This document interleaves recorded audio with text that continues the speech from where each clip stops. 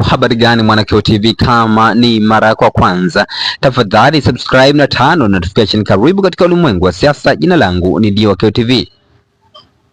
Shauri la kikatiba la Mheshimiwa Tundu Antipas Lissu kulisikilizwa Julai 1 hadi Julai 3 mwaka 2026.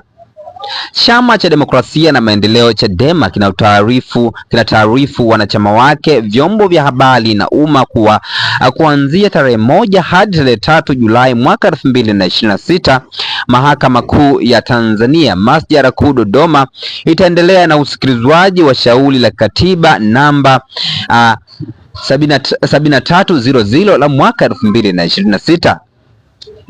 Katika hatua hiyo ya usikilizwaji, mwenyekiti wa Chadema Taifa Mheshimiwa Tundu Antipas Lissu anatarajiwa kuwahoji kwa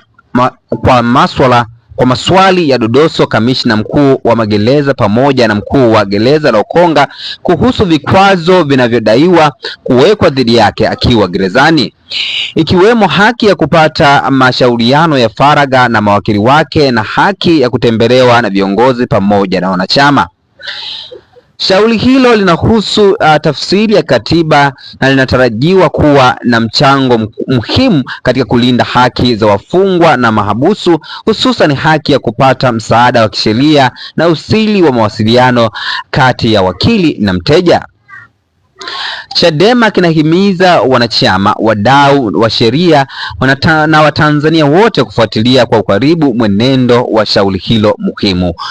Mwisho wa kunukuu chapisho hilo ambalo limetolewa na Chama cha Demokrasia na Maendeleo Chadema katika mitandao ya kijamii, kuwataka wapenzi na mashabiki na wafuasi wa Chama cha Demokrasia na Maendeleo Chadema kuweza kufuatilia kwa ukaribu kuhusu kesi ambayo inamwandama Mheshimiwa Tundu Antipas Lissu, lakini pia katika mwendelezo wa dodoso ambapo Mheshimiwa Tundu Antipas Lissu atawahoji mkuu wa magereza na pamoja na mkuu wa gereza la Ukonga, ambapo anasema atauliza maswali mbalimbali kuhusu haki yake ya kukutana kwa faragha na viongozi mbalimbali wa Chama cha Demokrasia na Maendeleo Chadema, lakini pia haki yake ya kukutana pamoja na mawakili wake kwa ajili ya mazungumzo ya faragha. Una maoni gani kama Mwanakeo TV? Ningependa kuona maoni yako katika sehemu ya comment section hapo, ukitoa nini mtazamo wako kuhusu hichi ambacho Mheshimiwa Tundu Antipas Lissu anatarajia kufanya kwa hizi siku tatu. Shusha maoni yako katika sehemu ya comment section. Jina langu ni Mwanakeo TV. Tunakatuja katika masuala ya kisiasa. Bye bye.